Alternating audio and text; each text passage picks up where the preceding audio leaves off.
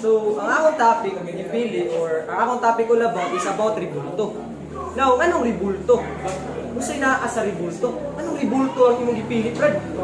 Ang ribulto, ang usa sa pinaka-paboritong atake sa ubang reliyon natong mga Katoliko. Nakita ko ng Katoliko, nagsimba og larawan, nag-worship og larawan, nagbuhat ko ng taglaing Diyos, matod pa nila. Diba? Usa sa ilang basihan, o dili mo wagtang sa ilang basihan, ang Exodo chapter 20, verse 3 to 5. Now, unsa may naa sa Exodo chapter 20, verse 3 to 5, Brad? Sa Exodo chapter 20, verse 3 to 5, nakasulat, huwag kang magkakaroon ng ibang Diyos sa harap ko. Huwag kang gagawa para sa iyo ng larawang inanyuan, unang kawangis man ng anumang anyong nasa itaas sa langit, o nasa ibaba sa lupa, unang nasa tubig sa ilalim ng lupa. Huwag mong yuyukuran sila, o paglingkuran man sila, sapagkat akong Panginoon mong Diyos ay Diyos na mapanibugtuin. So, niana ko no atong Ginoo, huwag kang magkakaroon ng ibang Diyos sa harap ko. Kita ko ng mga Katoliko, nagbuhat ng taglaing Diyos at ubangan sa Ginoo. In what way kuno ta nagbuhat og laing Diyos? In the way kuno nga nagbuhat tag ribulto pagkahumatong giludhan atong gipangalagaran, and in that way nagbuhat ng taglaing Diyos at ubangan sa Ginoo. Kaya nakabutang kuno, wag. Once mo ingon og wag, bawal. Ang pangutana, tanan ba ang gibawal? Sayop ba ang pagbuhat og larawan? Sumuna akong paningkamutan og tubag karon. Now, magsugod na akong tubag sa ikalawang Kronika chapter 3 verse 1. Sa ikalawang Kronika chapter 3 verse 1 nakasulat, at sinimulan na ni Solomon ang pagpapatayo ng templo ng Panginoon sa Jerusalem, doon sa bundok ng Moriah, kung saan nagpakita ang Panginoon sa ama niyang si David. So wala kailan ni Haring Solomon, siya ang anak ni Haring David, nga hari sa Israel. Nagpatukod siya templo sa atong Ginoo ngadto sa Jerusalem.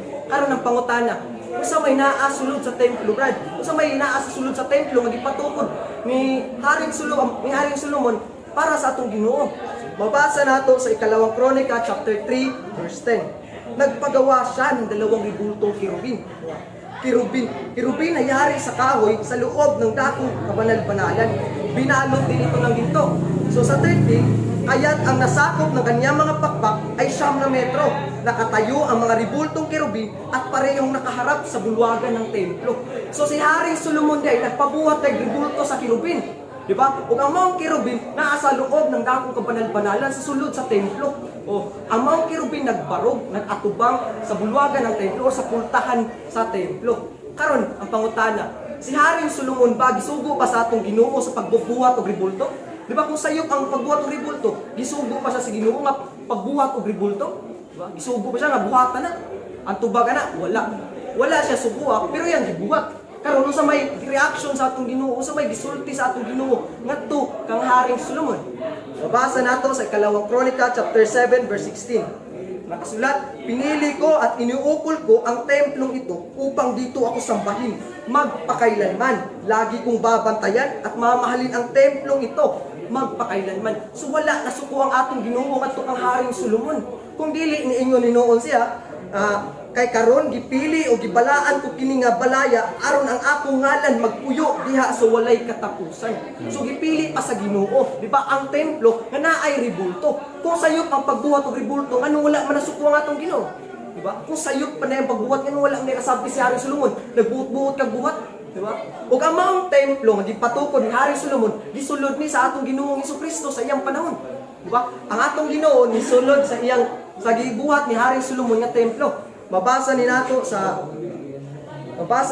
Mateo chapter 21 verse 12 to 13. Pumasok si Jesus sa templo. So kinsay lisod? Si Jesus sa templo at ipinagtumba niya palabas ang mga nagbibili at namimili roon. Ipinagtaob niya ang mga mesa ng mga namamalit ng salapi at ang mga upuan ng mga nagtitinda ng kalapati.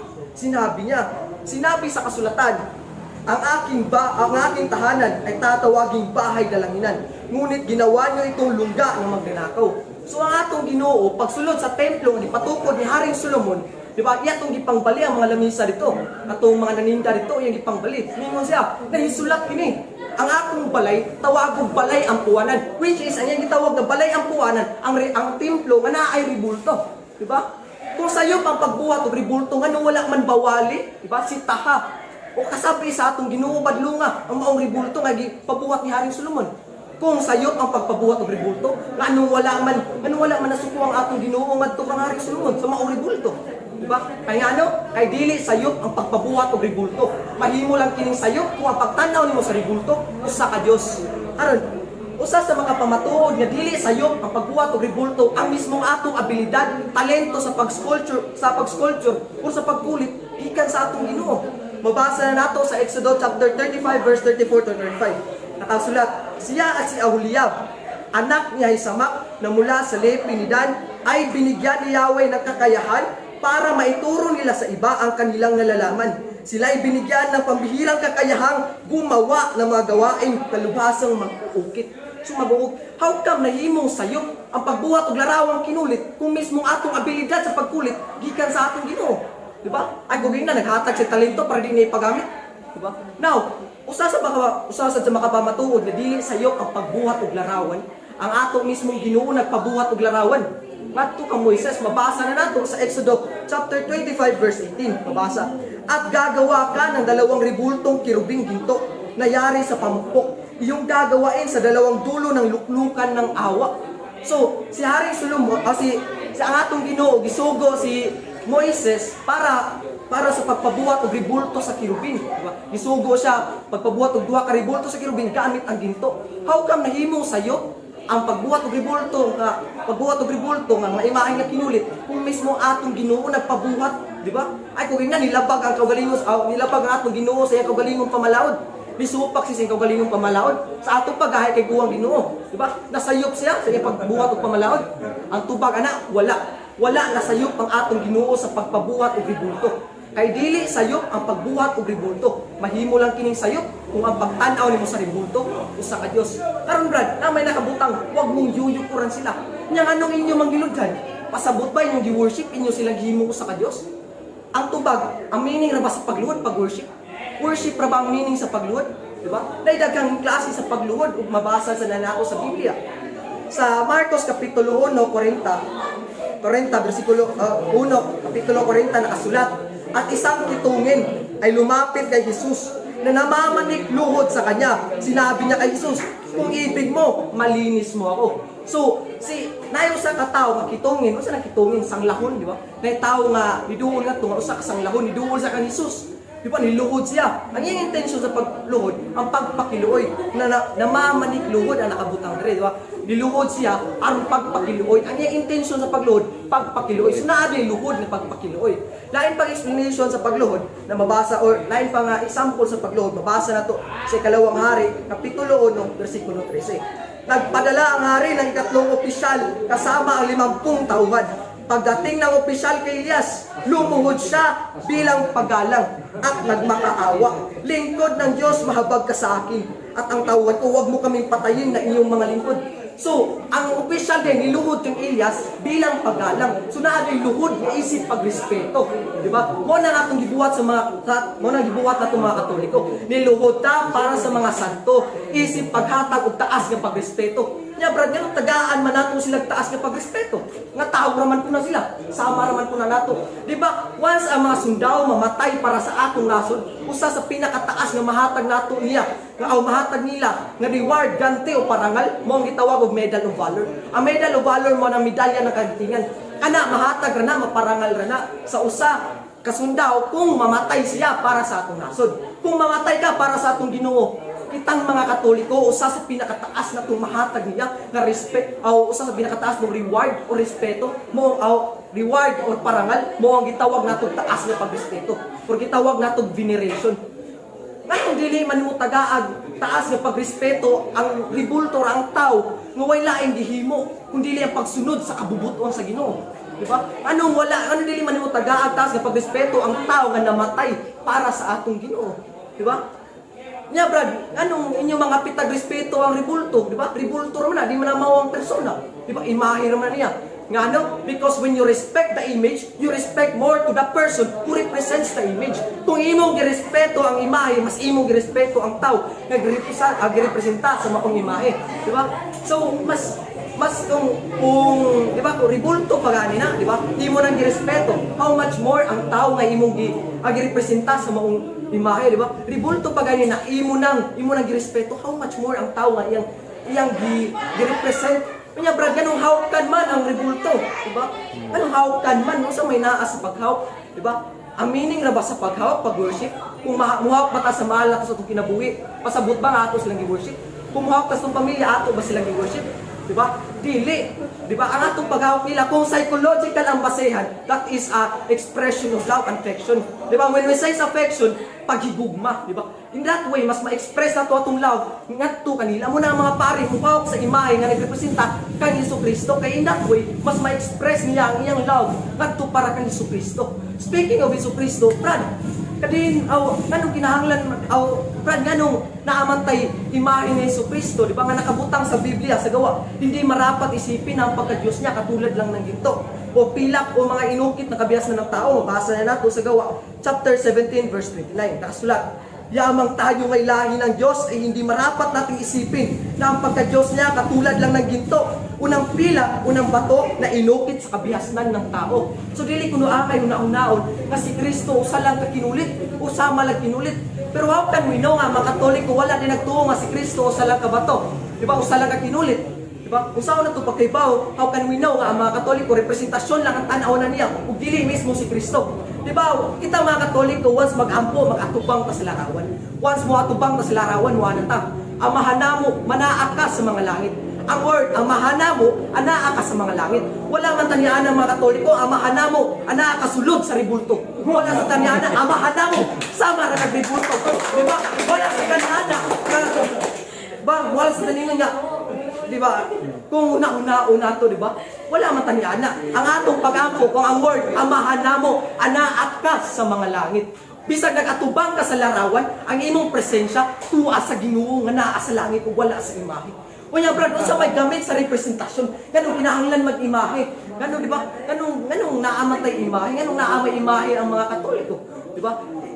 Kaya ganong naamay mga image because because the image is the image is one of the symbol of the presence. Mas mapil ato ilang presensya kung naataan na nila, di ba? Ganong kinahanglanon, di ba? For example, ganong naamatay mga picture sa atong mahal sa kinabuhi. Anong naamatay picture sa atong pamilya, atong amigo, atong kaila, o sa uyaw po, bisag sa atong kaaway, di ba? Anong naamatay mga picture nila? Di ba ang uban once makakita sa picture, ma-emotional, di ba? Muhila.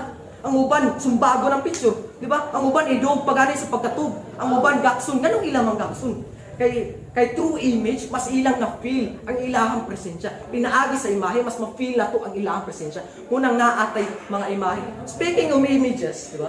Brad, kadiin man nagikuha ang imahe nga gihimong representasyon sa naong ni Jesucristo. Pinunit lang ba na sa daplin?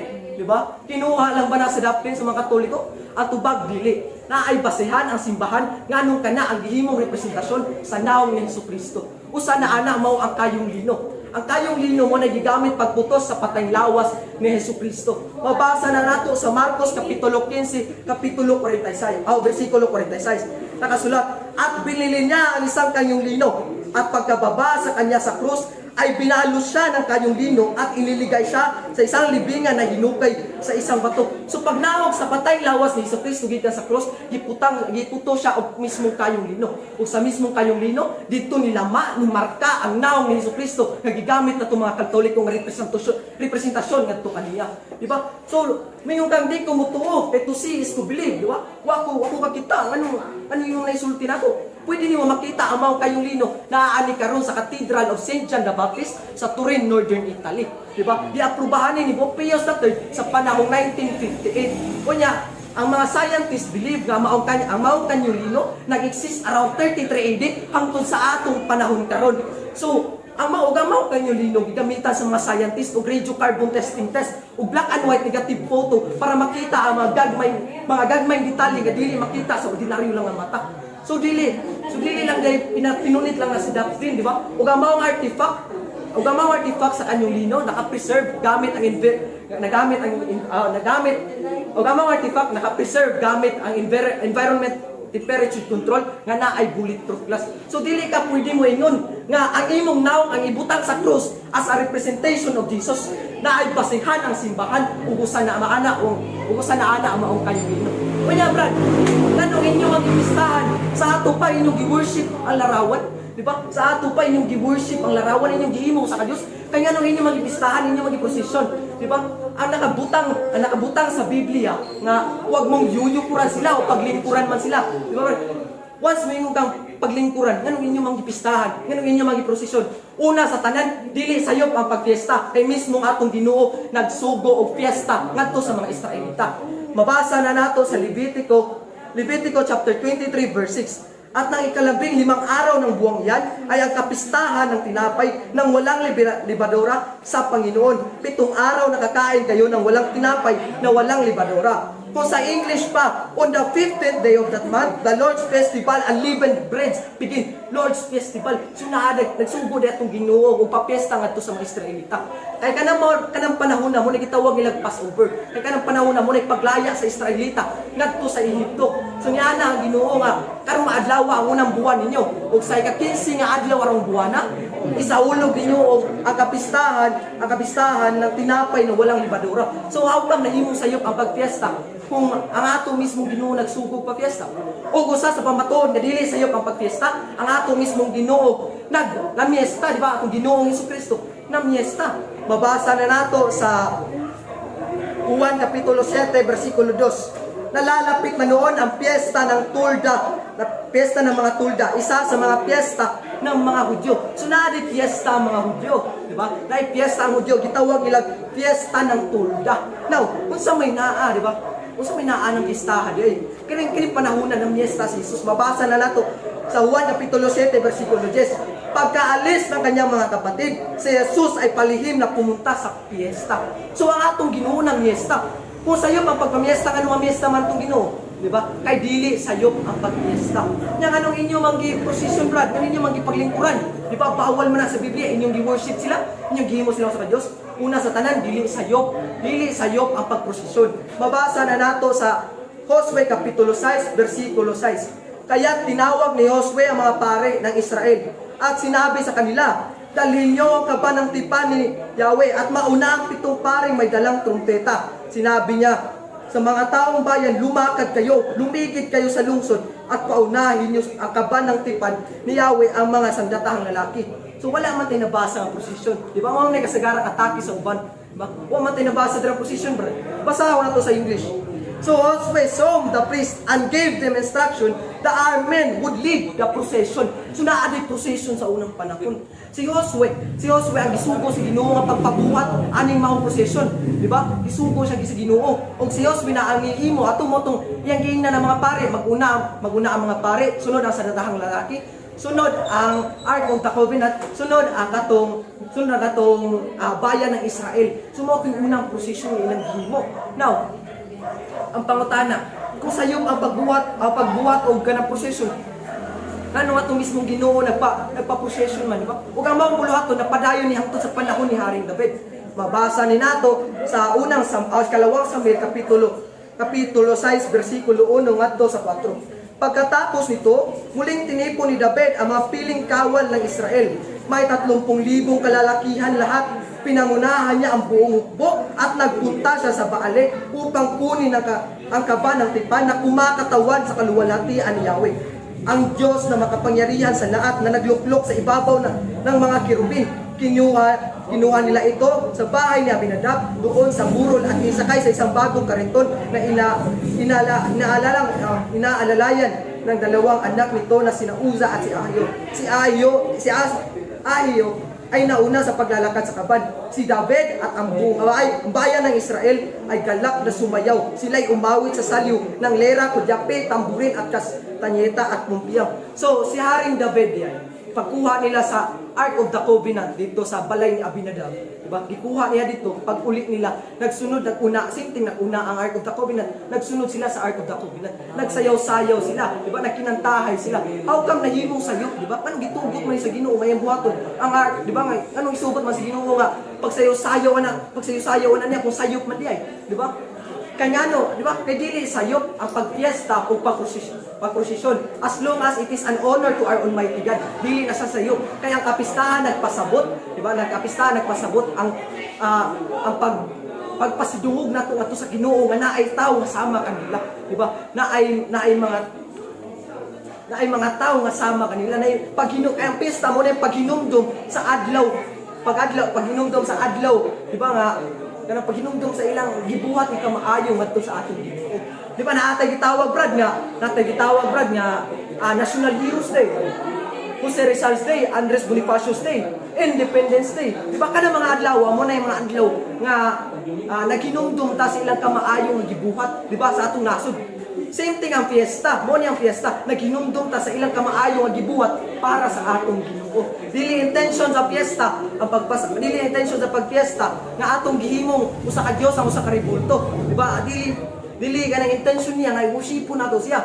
Kaya ang word na worship para natong mga Katoliko na ilaw nga meaning ug mabasa nato sa Roma kapitulo 12 bersikulo 1 ngadto sa 12. Kaya mga kapatid, alang-alang sa masaganang habag ng Diyos sa atin, ako'y nakikiusap na ialay nyo ang iyong sarili bilang isang handog na buhay, banal at kalugod-lugod sa Diyos. So, in Bisaya, mabasa nato, busa mga igsuon, tungod sa dakong kaluoy nga gipakita sa Dios kanato, hangyoon ko kamo sa pagtugyan sa inyong kaugalingon ngadto sa Dios, ingon nga buhing alad, balaan o makapahimot kaniya. So ang word nga worship dili na masukod sa atong pagluhod, sa atong paghawk, sa atong pagprosesyon o sa atong pagpiesta. Kay ang word nga worship mo ang pagtugyan sa atong kaugalingon ngadto sa labaw makagagaw isip sa kabuhing halad, balaan o makapahimot kaniya. Mo na tinuod meaning sa pag-worship. Dili lang kay niluhod ka dira, nag-worship ka. Kasi worshiping is a matter of heart and mind. Pwede ka mo luhod bisag wala ka nag-worship. Pwede ka mo worship bisag wala ka naluhod. Now, pangunta na ano mag-ampo brad? Last na lang question. Ano mag-ampo man ta sa mga santo? Tao raman po na sila, di ba? Sama nato. Di ba? Sa unang panahon sa Genesis chapter 20 verse 7. Ngayon ay sa uli mo ang gawa o asawa ng isang lalaki ito, sapagkat siya'y propeta at ikaw ay ipapanalangin niya at mabuhay ka. At kung di mo siya isasauli, ay tatalastasin mo walang pagsalang mamatay ka, at ikaw at ang iyong lahat ng iyo. So, in other words, diba, ang gipasabot diri nga isauli mo ang asawa ng lalaki si propeta Abraham. Ang iyang sultian sa Ginoo nga iuli si Haring Abimelech, di ba? Si Haring Abimelech ina sa Ginoo nga iuli ang iyang asawa. O iampo kaniya. Di ba? Kung di ba, nga dili ka nga mabuhi pa ka, di ba? Iampo kaniya nga mabuhi pa ka. Kung pwede ra man day kita mag-ampo sa tong gabalingon, yan iana pa man ang Ginoo nga iampo kaniya. Kung una to si Abraham usa ka propeta, di ba? Usa ka balaan nga tawo. Ug usa pa sad mabasa nato sa Job chapter 42 verse 8. Kaya nga kumuha kayo ng 7 turo at 7 tupa, dalhin nyo ito kayo at sunugin bilang handog. Ipanalangin nyo kay Job na siya lamang ang pagkikinggan ko para hindi na kayo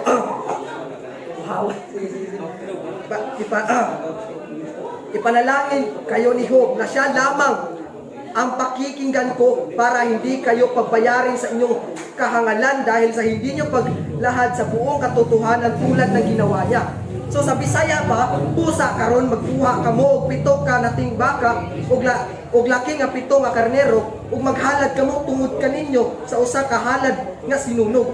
Ang akong alagad nga si Jacob mao'y mag-ampo tungod kaninyo. So naa din, pwede din si Jacob, di ba?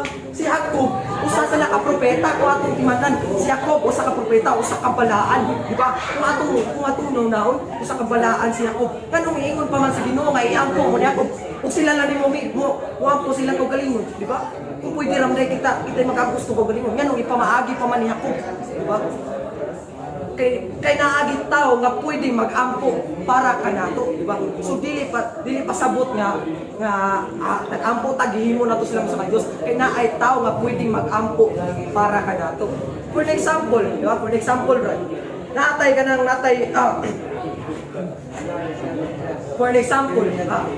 ng babae ba? Na babae nga or natay gipanguyaban something na kay gusto nga ihatag niya nga gift, di ba? Or letter. Kung imong idirekta ang imong letter ngadto sa imong gipanguyaban, ma-appreciate siya, di ba? Mas presentable siya, di ba? Ma-appreciable kayo nang ma-appreciate din niya, di ba? Valuable kayo kung imong direkta imong love letter ngadto sa kanang babae nga gipanguyaban. Pero kung imong love letter ang imong gift, imong ihatag sa amiga sa babae, ug ang amiga sa babae mo pahatag niya, di ba mas special na noon siya? Mas appreciable na noon siya, di ba? Kay mas kilig na inuon siya. Tungod lang ana nga process, di ba sa mo tag imong ingnon ang babae nga ay saban niya nga diri nagikan ako, di ba? Siyempre kay amiga sila kadto sa babay, wala gito siya nga. Uy, gikan biya na ni kuan, di ba? Ay nagsabang kay gisultian di ka di man ay pasaba o di ba mas na-appreciate na inunya, mas valuable na to, di ba? Mas ma-feel niya nga sincere ka. So same thing sa Jesus, sa atong Ginoo, Kung ang atong pagampo, atong ilargo sa Ginoo, yes, ma-appreciate niya, di ba? Ma-acknowledge niya ang atong mga pagampo. Pero, di ba?